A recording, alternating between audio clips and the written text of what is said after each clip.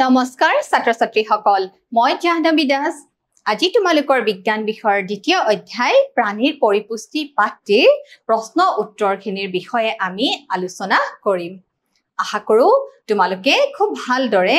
শিকিবলৈ লবা আহা আমি চাও অধ্যায় 2 দ্বিতীয় অধ্যায় প্ৰাণীৰ পৰিপুষ্টি পাঠটিত কি কিনো প্ৰশ্ন দিয়া আছে চাও হা প্ৰথম প্ৰশ্ন হৈছে খালি খাই পূৰ্ণ কৰা সো মানুহৰ পাচনৰ প্ৰধান স্তৰবোৰ হল মানুহৰ পাচনৰ প্ৰধান স্তৰবোৰ কি ছাত্ৰ-ছাত্ৰী সকল মানুহৰ পাচনৰ প্ৰধান স্তৰবোৰ তোমালোকে মনত পেলোৱা আহাৰ গ্ৰহণ প্ৰথমে আমি মুখেৰে কি কৰো আহাৰ গ্ৰহণ কৰো আৰু আমি কি কৰো বা খাদ্য গ্ৰহণ কৰো ইয়াকে কি বুলি কোৱা হয় ইয়াকে অন্তঃগ্ৰহণ বুলি কোৱা হয় বুজি পাইছা ছাত্ৰ-ছাত্ৰী সকল মানুহৰ পাচনৰ প্ৰধান স্তৰসমূহ হৈছে প্ৰথম স্তৰ হৈছে আহাৰ গ্ৰহণ তাৰ পিছত হ'ব পাচন তাৰ পিছত হ'ব পাচন তাৰ পিছত হ'ব শোষণ তাৰ পিছত হ'ব পৰিমিশ্ৰণ হয়নে নহয় যাক এছিমিলেশ্যন বুলি কোৱা হয় পৰিমিশ্ৰণ আৰু তাৰ পিছত হ'ব মল ত্যাগ তাৰ পিছত কি হ'ব ছাত্ৰ-ছাত্ৰী সকল তাৰ পিছত হ'ব মল ত্যাগ সোৱা তাৰ পিছৰ প্ৰশ্ন মানুহৰ দেহত থকা আটাইতকৈ ডাঙৰ গ্ৰন্থিটো কি মনত পেলোৱা মানুহৰ দেহত থকা আটাইতকৈ ডাঙৰ গ্ৰন্থিটোৰ নাম হৈছে যকৃত লিভাৰ হয়নে নহয় মানুহৰ দেহত থকা আটাইতকৈ ডাঙৰ গ্ৰন্থিটোৰ নাম হৈছে যকৃত ই হৈছে ই কি ৰস উৎপাদন কৰে যকৃতে পিত্ত ৰস উৎপাদন কৰে সোৱা পাকস্থলীয়ে হাইড্ৰক্লৰিক এচিড আৰু ডেছ ৰস উলিয়াই যিয়ে খাদ্যৰ ওপৰত ক্ৰিয়া কৰে পাকস্থলীয়ে হাইড্ৰক্লৰিক এচিড আৰু কি ৰস উলিয়াই পাচক ৰস উলিয়াই ক্ষুদ্ৰান্তৰ ভিতৰৰ বেৰখনত বহুত আঙুলিৰ নিচিনা প্ৰবৰ্ধ থাকে যাক কি বুলি কোৱা হয় ছাত্ৰ-ছাত্ৰী সকল যাক ভিলাই বুলি কোৱা হয় যাক কি বুলি কোৱা হয় ভিলাই বুলি কোৱা হয় দেখিছা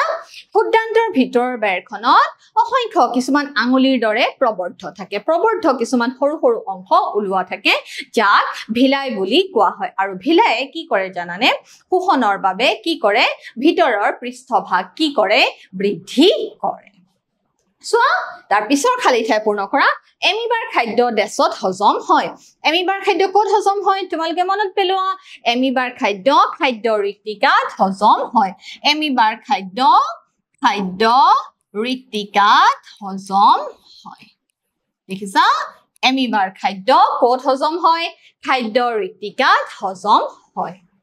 যদি বাক্যবোৰ সঁচা হয় দ্বিতীয় প্ৰশ্ন যদি বাক্যবোৰ সঁচা হয় শুদ্ধৰ সুচিন দিবা আৰু মিছা হলে অচিন দিবা সো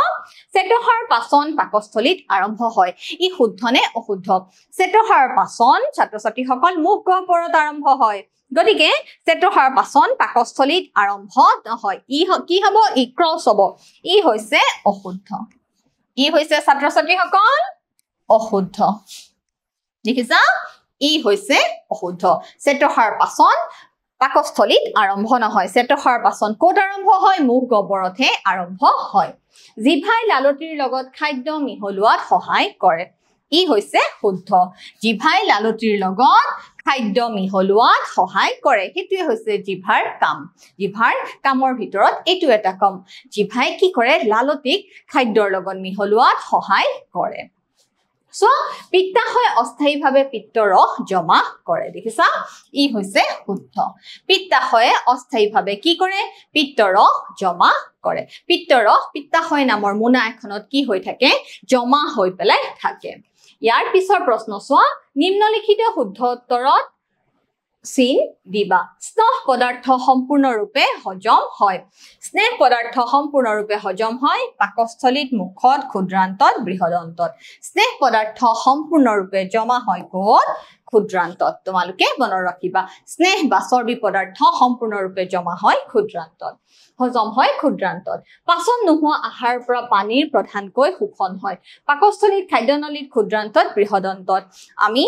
গমে পাইছো ইতিমধ্যে পাচন নোহোৱা অংশৰ পৰা পানী অংশ কিহে শোষণ কৰি লয় বৃহদন্তই শোষণ কৰি লয় গতিকে উত্তৰটো কি হ'ব ছাত্ৰ ছাত্ৰীসকল উত্তৰটো হ'ব বৃহদন্ত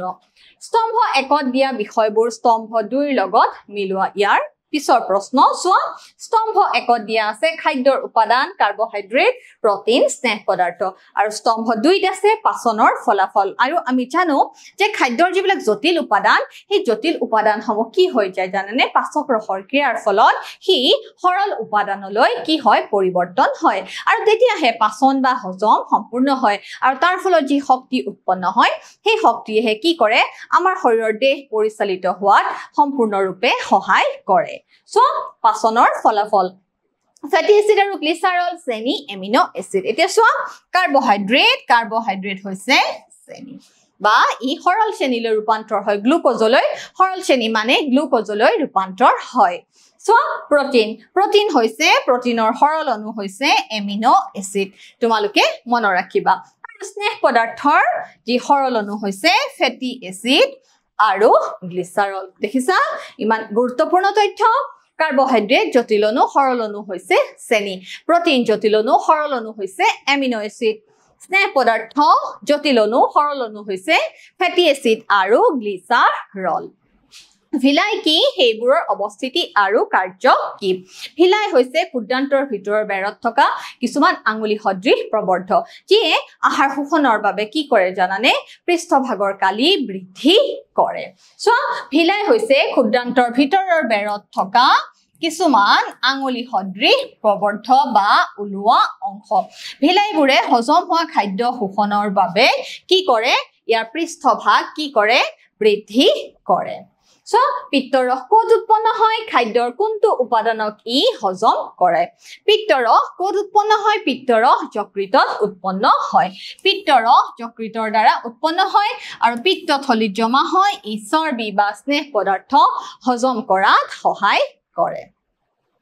ৰোমন্থক প্ৰাণীয়ে হজম কৰিব পৰা কিন্তু মানুহে হজম কৰিব নোৱাৰা কাৰ্বহাইড্ৰেটৰ নাম লিখা ইয়াৰ কাৰণ কি লিখা তোমালোকে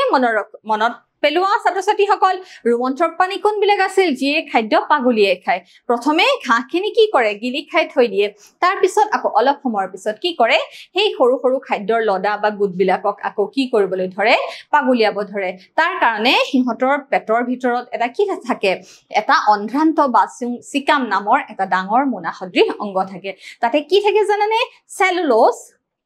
হজম কৰিব পৰা নিৰ্দিষ্ট কিছুমান ব্যাকটেৰিয়া থাকে গতিকে ৰোমন্থক প্ৰাণীয়ে হজম কৰিব পৰা কিন্তু মানুহে হজম কৰিব নোৱাৰা কাৰ্বহাইড্ৰেটৰ নাম কি হৈছে জানানে সেলুলোজ সেলুলোজ ৰুমিনেন্টে হজম কৰিব পাৰে কিন্তু মানুহে হজম কৰিব নোৱাৰে কাৰণ ৰুমেনত সেলুলোজ হজমৰ বাবে বিশেষ এনজাইম নিষ্কাৰণ হয় যিবোৰ মানুহৰ ক্ষেত্ৰত অনুপস্থিত সেই সেলুলোজ হজমকাৰী নিৰ্দিষ্ট ব্যাকটেৰিয়াসমূহ যি ব্যাকটেৰিয়াই সেলুলোজ হজম কৰে সেই হজম কৰা ব্যাকটেৰিয়াসমূহ মানুহৰ দেহত উপস্থিত নাথাকে গতিকে মানুহে কি কৰিব নোৱাৰে সেলুলোজ হজম কৰিব নোৱাৰে গতিকে ৰোমন্থক প্ৰাণীয়ে ঘাঁহ খায় ঘাঁহত কি থাকে সেলুলোজ থাকে গতিকে সেই সেলুলোজ হজম কৰিব পৰা নিৰ্দিষ্ট ব্যাকটেৰিয়াসমূহ ৰোমন্থক প্ৰাণীৰ দেহতহে সন্নিবিষ্ট থাকে গতিকে ৰোমন্থক প্ৰাণীয়ে কি হজম কৰিব পাৰে ছাত্ৰ ছাত্ৰীসকল সেলুলোজ হজম কৰিব পাৰে সো আমি কিয় গ্লুকোজৰ পৰা ততালিকে শক্তি পাও সো গ্লুকোজ হৈছে চেনিৰ আটাইতকৈ সহজ ৰূপ সকলো কাৰ্বহাইড্ৰেট গ্লুকোজৰ ৰূপত ভাঙি শক্তি প্ৰদান কৰিব লাগে যেহেতু গ্লুকোজ ভাঙি যোৱাৰ প্ৰয়োজন নাই হেহে ই তৎক্ষণাত শক্তি প্ৰদান কৰে দেখিছা গ্লুকোজে আমি গ্লুকন দি খাব লাগে হয়নে নহয় গ্লুকন দি খাও আৰু मत एकदम तंदुरुस्त हो जाओ क्यों कय कारण आमी ग्लुकोजर पर इंस्टेंट एनर्जी पाओ ततालिके शक्ति पाओ गतिके छात्र छात्री सकल उत्तरটো কি হ'ব গ্লুকোজ হৈছে চেনিৰ আটাইতকৈ সহজ ৰূপ সকলো কাৰ্বহাইড্ৰেট গ্লুকোজৰ ৰূপত ভাঙি শক্তি প্ৰদান কৰিব লাগে যেহেতু গ্লুকোজ ভাঙি যোৱাৰ কোনো ধৰণৰ প্ৰয়োজন নাই গতিকে গ্লুকোজৰ পৰা আমি কি পাও ততালিকে শক্তি পাও তলত দিয়া খাদ্য নলীৰ কোনটো অংশৰ লগত জড়িত খাদ্যৰ শোষণত খাদ্য নলীৰ কোনটো অংশ জড়িত খাদ্যৰ শোষণত খাদ্য নলীৰ কোনটো অংশ জড়িত জানানে ক্ষুদ্ৰান্ত জড়িত তোমালোকে মনত ৰাখিবা খাদ্যৰ শোষণত ক্ষুদ্ৰান্ত জড়িত খাদ্য চুবুৱাত মুখ গহ্বৰ জড়িত খাদ্য চুবোৱাত ছাত্ৰ ছাত্ৰী কি জড়িত মুখ গহ্বৰ জড়িত আৰু আমি দাঁতেৰে প্ৰথম চুবাই খাদ্য চুবাই কি কৰি লওঁ সৰু সৰু টুকুৰা কৰি লওঁ ব্যাকটেৰিয়া ধ্বংস কৰাত কি অংশ জড়িত ছাত্ৰ ছাত্ৰীসকল পাকস্থলী জড়িত গতিকে পাকস্থলীৰ পৰা কি হয় হাইড্ৰক্লৰিক এচিড নিঃসৰণ হয় আৰু পাচক ৰস নিঃসৰণ হয় গতিকে এচিডে কি কৰে এই যিবোৰ অপকাৰী ব্যাকটেৰিয়া খাদ্যৰ লগত যিবোৰ অপকাৰী ব্যাকটেৰিয়া যায় সেই ব্যাকটেৰিয়াসমূহ নিধন কৰাত বা ধ্বংস কৰাত কি কৰে সেই হাইড্ৰক্লৰিক এচিডে গুৰুত্বপূৰ্ণ ভূমিকা পালন কৰে সো তলত দিয়াবোৰ খাদ্য নলীৰ কোনটো অংশৰ লগত জড়িত খাদ্য সম্পূৰ্ণৰূপে হজম হোৱাত কি অংশ জড়িত ক্ষুদ্ৰান্ত জড়িত খাদ্য সম্পূৰ্ণৰূপে হজম হোৱাত কি অংশ জড়িত ক্ষুদ্ৰান্ত জড়িত মল সৃষ্টি হোৱাত কি অংশ জড়িত বৃহদন্ত্ৰ জড়িত দেখিছা বৃহদন্ত্ৰ জড়িত এমিবা আৰু মানুহৰ পৰিপুষ্টিৰ মাজত থকা এটাকৈ সাদৃশ্য আৰু এটাকৈ পাৰ্থক্য লিখা এমিবা আৰু মানুহৰ পৰিপুষ্টিৰ মাজত থকা সাদৃশ্য হ'ল এমিবা আৰু মানুহ দুয়োবিধে কি প্ৰাণী হয় জানানে পৰপোষিত প্ৰাণী হয় পৰপোষিত পুষ্টি লাভ কৰে তাৰ মানে আহাৰৰ বাবে আন জীৱৰ ওপৰত নিৰ্ভৰ কৰে নিজৰ আহাৰ নিজে প্ৰস্তুত কৰি ল'ব নোৱাৰা কি বুলি কোৱা হয় হেটেৰট্ৰফ বা পৰপোষিত পুষ্টি বুলি কোৱা হয় কি বুলি কোৱা হয় পৰপোষিত পুষ্টি বুলি কোৱা হয় আৰু এই আন জীৱৰ পৰা পুষ্টি আহৰণ কৰে এমিবা আৰু মানুহৰ পৰিপুষ্টিৰ মাজত থকা পাৰ্থক্যটো হ'ল মানুহৰ এটা জটিল পাচন তন্ত্ৰ থাকে কিন্তু এমিবা এটা কোষৰে গঠিত এমিবাৰ খাদ্যৰ কি হয় পাচন প্ৰক্ৰিয়া হজম প্ৰক্ৰিয়া খাদ্যৰ ৰেক্টিকাতে সংঘটিত হয় আকৌ যি খাদ্যৰ ৰেচন প্ৰক্ৰিয়া সংঘটিত হয় হিও খাদ্যৰ ৰেক্টিকাৰ মাজেৰে সম্পন্ন হয় সো মানুহৰ এটা জটিল পাচন তন্ত্ৰ থাকে আৰু বিভিন্ন পুষ্টিকৰ পদাৰ্থ পৃথক অঞ্চলত হজম হয় এমিবাৰ পাচন তন্ত্ৰ নাথাকে আৰু সকলো পুষ্টিকৰ পদাৰ্থ খাদ্যৰ ভেকুৱামত বা খাদ্যৰ ৰেক্টিকাতে কি হয় হজম হয় স্তম্ভ 1ৰ বিষয়বোৰৰ লগত স্তম্ভ 2ৰ বিষয়বোৰ উপযুক্ত বিষয়বোৰ মিলোৱা লালতি গ্ৰন্থি পাকস্থলী যকৃত মলাশয় ক্ষুদ্ৰান্ত বৃহদন্ত পিত্তৰ নিঃসৰণ হয় পাচন নোহোৱা খাদ্যৰ সঞ্চয় লালতি নিঃসৰণ হয় এচিড বাহিৰ কৰে পাচন সম্পূৰ্ণ হয় পানীৰ শোষণ মল ত্যাগ কৰা আমি এটা এটাকে চাওঁ অহা ছাত্ৰ ছাত্ৰীসকল লালতি গ্ৰন্থিয়ে লালতি নিঃসৰণ হয় পাকস্থলীয়ে কি কৰে জানানে এচিড বাহিৰ কৰে যকৃতত কি হয় জানানে পিত্তৰ নিঃসৰণ হয় মলাশয় কি কৰে জানানে মলাশয়ে পাচন নোহোৱা খাদ্যৰ কি কৰে সঞ্চয় কৰে দেখিছা মলাশয়ে পাচন নোহোৱা খাদ্যৰ সঞ্চয় কৰে ক্ষুদ্ৰান্তত কি হয় জানানে পাচন সম্পূৰ্ণ হয় আকৌ চোৱা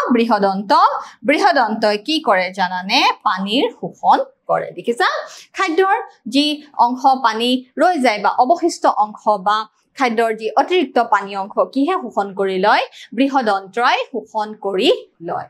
পাচন তন্ত্ৰৰ বিভিন্ন অংশসমূহ চিহ্নিত কৰা সো মানুহৰ পাচন তন্ত্ৰৰ বিভিন্ন অংশসমূহ এই যে তোমালোকে দেখিছা পাকস্থলী হয় নে নহয় আৰু এইটো হৈছে অগ্নাশয় এইখিনি যে দেখিছা এইখিনি হৈছে কি হ'ব জানানে ছাত্ৰ ছাত্ৰীসকল এইখিনি হৈছে ক্ষুদ্ৰান্ত যি 7.5 মিটাৰ দীঘল দেখিছা এমেৰ পাক খোৱা কয়লৰ নিচিনা এইখিনি হৈছে কি ক্ষুদ্ৰান্ত আৰু এই যে দেখিছা ডাঠ গোলপীয়া ৰঙৰ শকত অংশ এইখিনি হৈছে বৃহদন্ত্ৰ দেখিছা এয়া হৈছে মলাশয় আৰু এয়া হৈছে পায়ু গতিকে মানুহৰ পাচন তন্ত্ৰৰ বিভিন্ন চিত্ৰসমূহ তোমালোকে দেখাব লাগিব আৰু ইয়াৰ ওপৰত কি থাকিব মুখ গহ্বৰ থাকিব হয়নে নহয় ছাত্ৰ ছাত্ৰীসকল আহা আমি পিছৰ প্ৰশ্ন চাওঁ আমি কেৱল কেঁচা পাত জাতীয় শাক-পাচলি খাই জীয়াই থাকিব পাৰিম নে আলোচনা কৰা নাই আমি কেৱল কেঁচা পাতল শাক-পাচলি খাই জীয়াই থাকিব নোৱাৰো কাৰণ ঘাঁহত প্ৰচুৰ পৰিমাণে চেলুলোজ থাকে যিটো আমাৰ বাবে হজম কৰাটো সম্ভৱ নহয় কাৰণ চেলুলোজ হজমকাৰী যি নিৰ্দিষ্ট ব্যাকটেৰিয়া সেই ব্যাকটেৰিয়াসমূহ মানুহৰ দেহত উপস্থিত নাথাকে যি ৰোমন্থক প্ৰাণীৰ দেহতহে উপস্থিত থাকে আশা কৰিছো ছাত্ৰ ছাত্ৰীসকল তোমালোকে এই প্ৰশ্ন উত্তৰসমূহ নিশ্চয় বুজিবলৈ সক্ষম হৈছা ঘৰত ৰেগুলাৰ প্ৰেক্টিছ কৰিবা তেতিয়াহে তোমালোকে পৰীক্ষাত ভাল ফলাফল প্ৰদৰ্শন কৰিবা, হয়নে নহয়? আজিলৈ আহিছো, ধন্যবাদ।